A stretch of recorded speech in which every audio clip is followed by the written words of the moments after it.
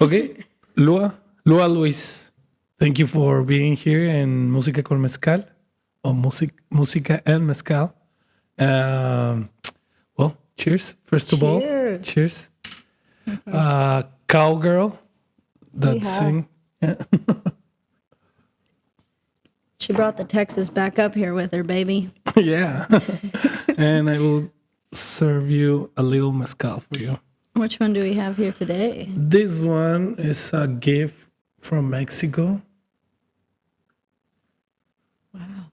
It's like a handcrafted mezcal. It's not like a super commercial one. You just sip it and that's it. Just very nice.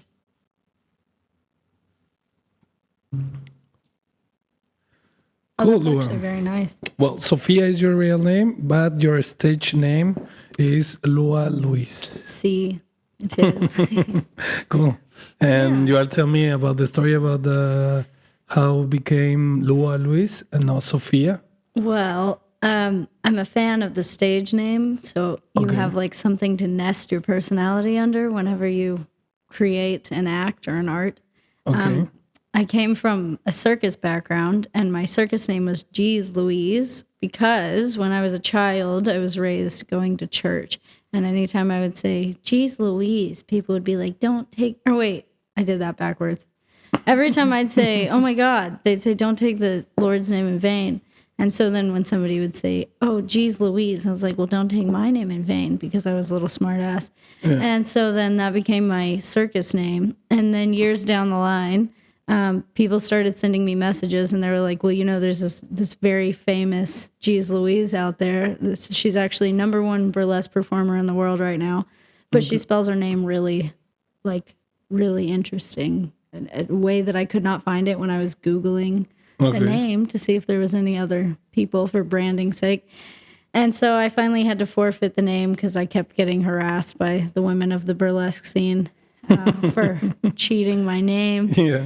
And so I was like, okay, this time I'm going to pick a name that nobody has. So I Googled Louise and Lua and found the one way that it's never spelled, which is Loua. And then I threw an apostrophe in there to make it really interesting, just so I didn't have to have that situation. Okay.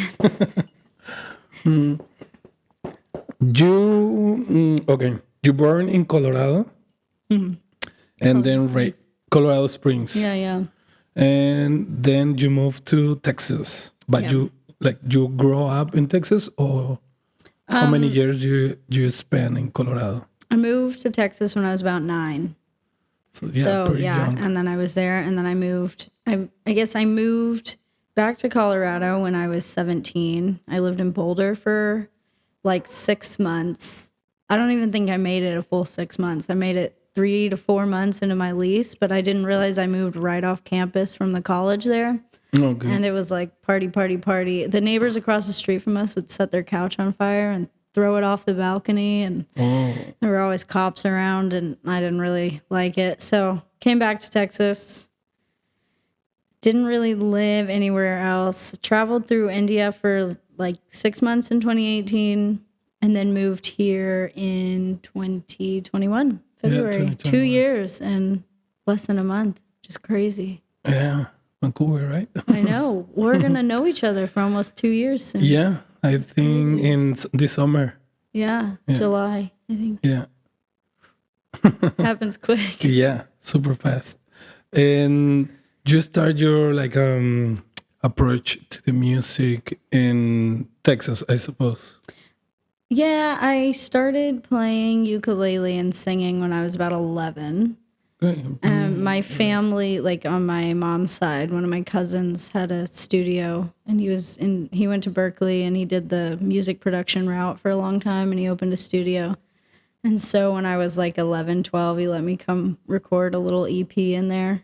Oh, nice. I wish I could find it. I know it was terrible, but I would love to listen to it. To have it in there. Yeah. So you're like a pretty young lady, and from the side of your mother, you have like that approach to the music and a studio to your your hands. Yeah, it was pretty nice. Yeah, that's cool. I wish I knew how to appreciate it then, Now they still have the studio, but they've deconstructed it and turned it into like offices because nobody's in music anymore. They all have like different businesses or whatnot. My cousin now is in like software consulting, like super has nothing to do with music. So. Wow, he changed a lot. Oh yeah.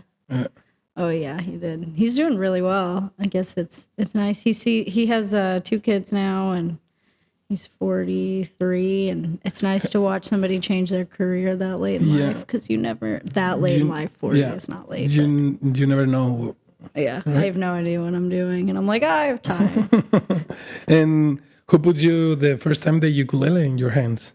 Well, my dad got me a guitar when I was 7, and a little red electric Fender, kind of like the one that Scott Verbeek plays all the time, though I don't know if that's a Fender for sure. But I never really picked it up. And then there was a girl, Alicia, who was a good friend of mine, who was from Mexico, actually. And we started singing together, and she played guitar. And then I was like, oh, well, I need to do something, or I have to depend on her. So I picked up a ukulele because it was approachable. And then slowly learned guitar after that. Okay. Did you never take classes? Private classes, maybe? I did take some lessons from a really cool shop called Spencer's Guitar Shop that was like off like 1960 highway in Houston. And it was actually a really cool place. The guy that owned it he was like in his 20s, and he was a left-handed fella. Okay. But he would play right-handed guitar, just flipped upside down rather than proper. Yeah, it was crazy. He could play the most intense songs just upside down. But then he actually got murdered, crazy enough, and closed his guitar shop down a few years later. But his dad taught me how to play. So I took lessons from his dad, who was a big like Zeppelin guy. Taught himself how to play, listening to records over and over when he was a kid. Really cool guy. So that was your only lessons? You never take lessons for singing? No, I always I every now and then I consider it. Rather than like singing techniques, how to sing without damaging your voice, because I spent years as a clown screaming on stage because I have a small voice and the microphones don't like to pick it up really nicely. So I damage my vocal cords. So I think I'll probably find a vocal instructor that has experience in like injuries.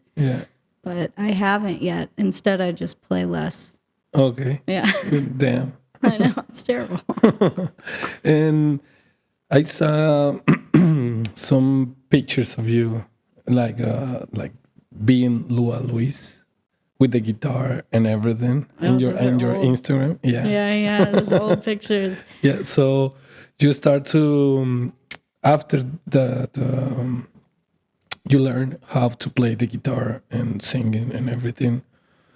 You start to go on a stage in Texas.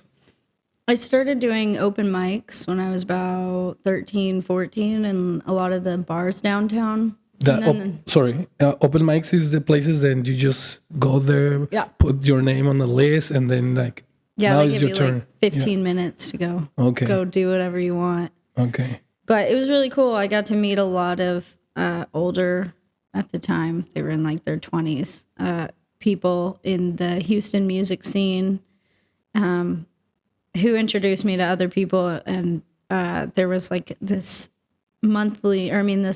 seasonal summer camp called Girls Rock Camp that I got to go be a part of once, where they you go every day for a week, and you're around a bunch of other kids between the ages of 12 and 18, and you all like learn how to write songs, and like there's speakers that come and tell you about kind of their experience and whatnot.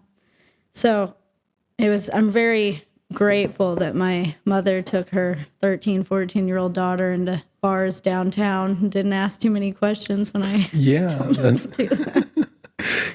downtown Houston, right? Yeah. And it's crazy about that. It's like the musicians, Boy Scouts, something like that, right? Yeah. That's basically exactly. But instead of, learning how to build a fire, how to make something with the rope. Yeah, right. Now instead you take the fire that burns in your soul and put it on paper for the world to see.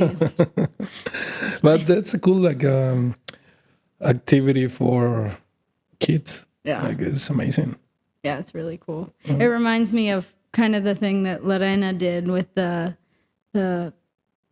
aprons for gloves thing. Yeah, something like that. Yeah. I think it's really, really cool seeing organizations take some form of arts to kind of get kids out of whatever situation they might be in otherwise. And focusing something they will care in the future. Yeah. Super cool.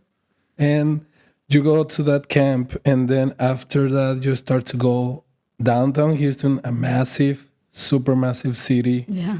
And you're 14 years old in bars in downtown. Oh, yeah. And then your father just sit there and... Yeah, my parents would just sit there and talk to people, and I wouldn't get to play until like midnight because they go so late. And they were such good sports. They just sit there and be like, yeah, I don't know, this seems like a great idea.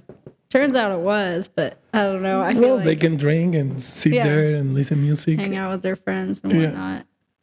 Yeah, it's pretty funny. And you, after that, like, you start to grow and you get like 18, 19. You start to playing in a band or something? Well, I never really played in any bands growing up.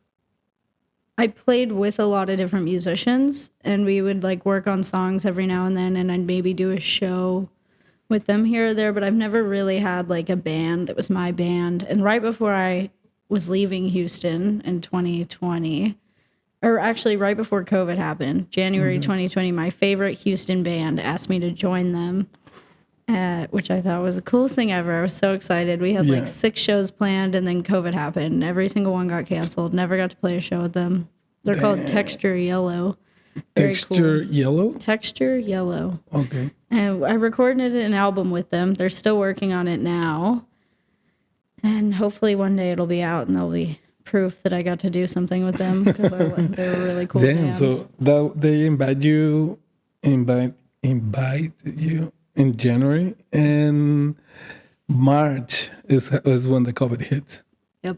Yeah, 2 months. Yeah, we had enough time to write a few songs and rehearse a few shows, and then it was like, I think the first gig we had was like for a friend of a friend's dad's like retirement party or something. Okay. So it was like going to be a dad rock show. We were going to play a lot of Heart and Zeppelin and stuff. It wasn't even our stuff.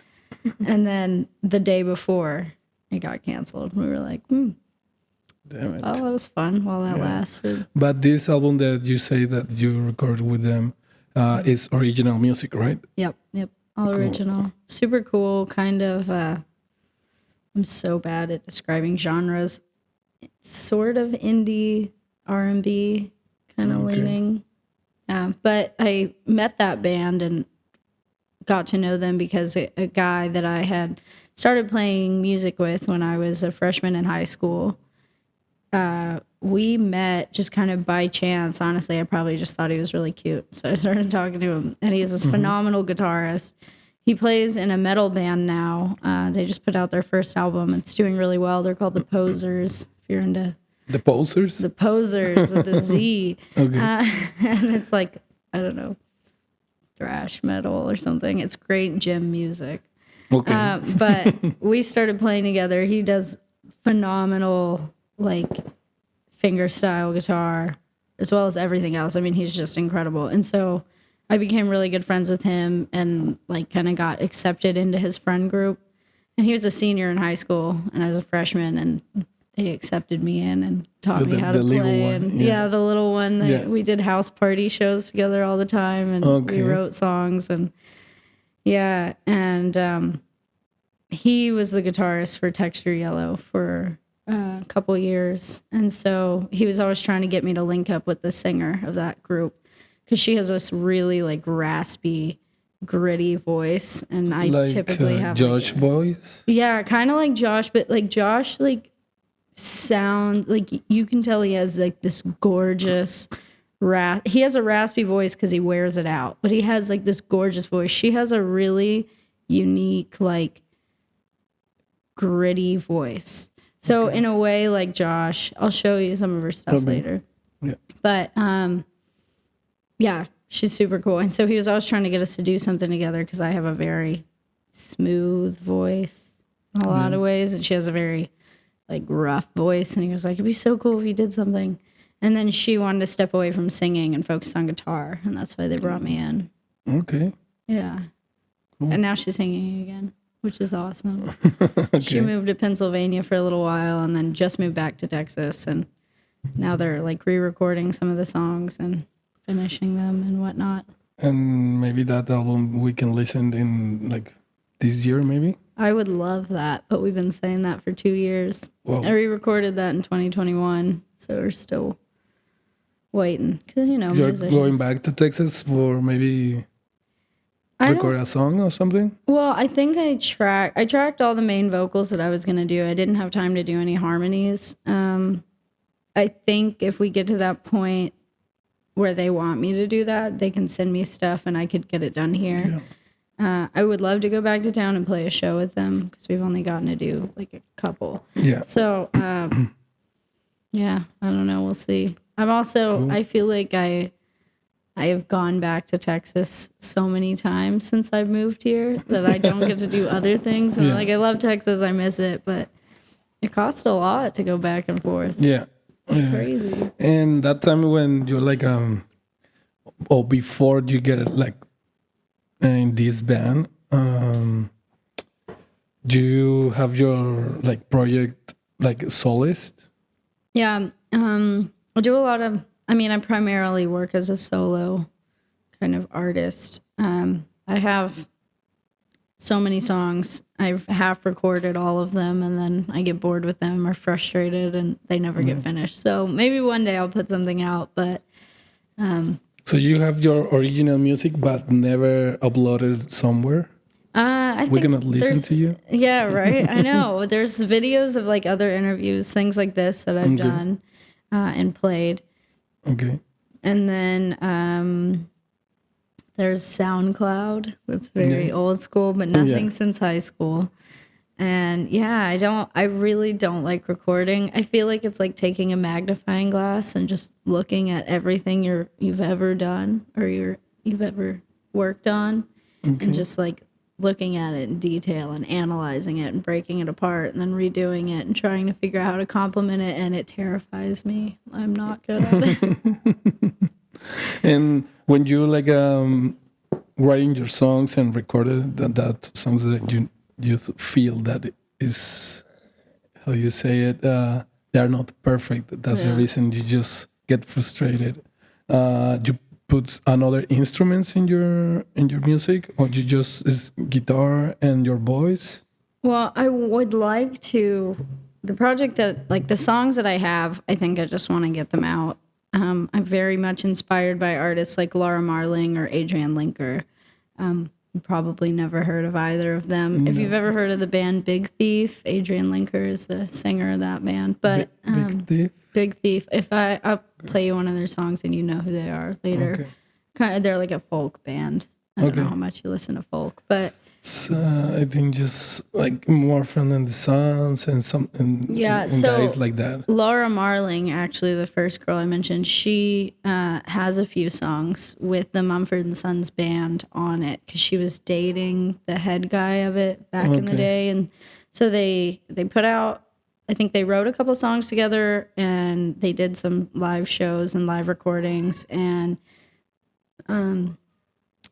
his band did a lot of the music on one of her albums particularly. So one of her albums is similar to them, but both of them have albums where it's literally just a voice and a guitar, maybe some harmonies. And I love like the bare bones feeling of that. Okay. It feel like, for me, that's what I've always like been drawn to. So I really want to put something out that is directly inspired by that, just to get it out of the way. Okay. As new things like come in and inspire me, I kind of like to see those things reflect into people's work as they grow and as they move on. So I want to get some of that stuff out as very solo, bare bones stuff, and then bring in a band for some stuff. There's a few songs like I've been trying to get together with artists around town to write with and get different perspective on and get more people to play with. And it's really cool seeing how things change when you have other minds. Yeah. You have a show. Yeah, Tuesday. Next Tuesday? Yeah. Just an early show. And the friend that was going to do it is actually out of town. So I'm seeing if Mr. Verbeek will do it with me, but it might just be me by myself, which is also okay. Yeah, it's okay. It's not bad. Not bad. I want to change it up. I feel like it's always just me or something, but... Okay. Or maybe another guitarist. You're like trying to... you're singing in 2 guitars? Yeah. I want 2 guitars. I really want a stand-up bass. I really want to do something with a stand-up bass. But the bass guy that wants to play together has a gig on Tuesdays, so... Yeah. I know. All these guys are busy. These professional full-time musicians, they got gigs every single day. I don't know how they do it. And I think like a bass players is like a shortage here, right? Yeah, I guess I feel like when I think of the bass players, the ones that come to mind are like Winston Minkler, Joseph, Alan Ruiz, Levinsky, Mast. Alan Ruiz he was the first friend I made when I moved to Vancouver, funny enough. But I know him as a guitarist. Yeah, but he does play bass. Yeah, he told me like he get more like gigs like a bass player because there's a lot of guitarists here. That's funny. So he started to like learning bass and start playing it. And he's really good. I mean, because he plays bass in Los Duendes. And they're so good. Yeah, he's so good. Yeah, but I've had him play with me before, but I think he's in Colombia right now. Yeah, I think so. Yeah. Yeah, he's really great.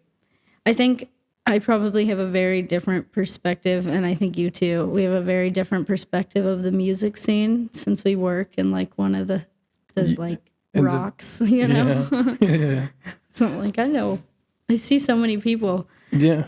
I forget that they're... Sometimes I think there's a lot of musicians and sometimes not because I see the same people or the same ones playing in different bands. Yeah, right? It's so funny. I feel like a half of the bands that play there, if not more, are just the same people switched around. With different names of the band. Yeah. Just a few different songs. Yeah. It's so funny.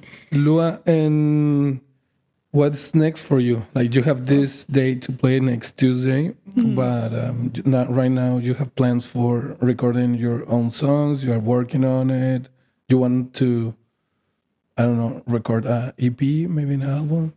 Well, I think in the last couple of years, I've felt very disconnected from music as a whole and very disconnected from writing. I used to just be able to write a song like it was breathing. It was nothing. And now I haven't really written a new song in almost 2 years, I'd say. Which is such a weird feeling, just not knowing how to do that. Since you get married? Maybe. Well, a little bit close to that. I think I'm so much more busy now because, I don't have time alone. You live alone. Yeah. Your chores are half as much because it's just cleaning up after yourself or whatever. Yeah. And so you sit down alone. And now married and he works from home. He's home a lot. And so I don't have a lot of alone time to kind of play with that. And I also keep up with the house and the dog and then work. I work more now than I think I ever have. I've never had a 9 to 5. Okay. Although for our case, it's like a 6 to 3. But welcome to the adulthood. I know, right? I've never had that. I've always, because before I was a circus artist, and so it was all gig work. It was build my own schedule. It was weekend nights and some days during the week. And so there was a lot more free time. So it's hard to carve that out when you have things that need to get done to make time for the creative side. So this year I'm trying to really focus on getting together with other musicians that I really enjoy and respect and trying to sit down and play with them or sit down and try to write something just to try to get it flowing again. Yeah. Tell me a little bit about that circus life that you have. The circus life. Yeah. What is that like? What do you do in the circus? I was a clown primarily and a hula hoop artist. So I do like 10 hula hoop acts. And as a stilt walker is probably what I did most in the last few years of it. Sorry, what? Stilt walker, where I walk on the poles that are like 3 feet tall. Okay. I'm very tall, which definitely comes from the fact that I'm very short in life. And I wanted to finally look down on people. Okay. So I got into stilt walking. And you know what's crazy about stilt walking is if I go to an event or something and there's like a lot of people in the crowd, I won't remember anybody. If I'm on stilts, I remember every single face that I saw that night. It's so funny. I guess because I'm so used to like when I'm down here, I just look at stomachs all day. Yeah. When you're up there, I'm like, wow, it's a whole different world. Like, you see everything. It's crazy. So I did that. I had a small entertainment company for a little while that was kind of like corporate entertainment. So I'd basically hire out other artists and performers depending on what an event wanted. A lot of weddings, a lot of like hotels, a lot of like clubs. Yeah. So yeah, and then a lot of fire performing. I did a lot of fire performing for a long time, like the fire spinning and breathing and all that. Okay. Yeah. And festivals? Yeah, I did festivals. Yeah, I did. I worked with a company called Insomniac for a little while who does like EDC, Las Vegas and Mexico and Japan and Beyond Wonderland, Monterey. Oh, okay. So that's the reason that you went to Monterey. Yeah. It was Beyond Wonderland, Monterey. And then... You went to which festival, like Pal Norte? It was called Beyond Wonderland. Beyond Wonderland. Yeah. Sorry. Yeah. It's interesting. Yeah, it was really cool. It was a smaller event than some of their other ones. Like I think EDC Mexico is way bigger, but it's the same company that puts it on. Okay. It was really cool. It was lovely. Like all of our PAs and assistants and whatnot were locals, so we got to hang out with them afterwards and traveling around. Yeah. That's it was cool, great. No? Yeah, it was a lot of fun. Yeah, I haven't done that in, I think the last time I did it was 2019 and then COVID happened and since then I've kind of just gotten out of it. Yeah. Everything just changed. So so a little bit of all that. And when in playing, you get a little like tours? Say one more time. When she always wants to be in the podcast. Really. I'm a little jealous that she didn't choose my lap. When you like playing music, you sometimes make a little tours. I don't know, like inside Texas. I would love to. I never have. I've never toured. I've never really done a lot of shows outside of where I live. Okay. I started like mixing like circus and music, and I did a lot more shows doing like that than I have like actual music. Like, have you ever seen the movie Forrest Gump? Yeah, of course. You remember the naked guitar act with Bobby Dylan?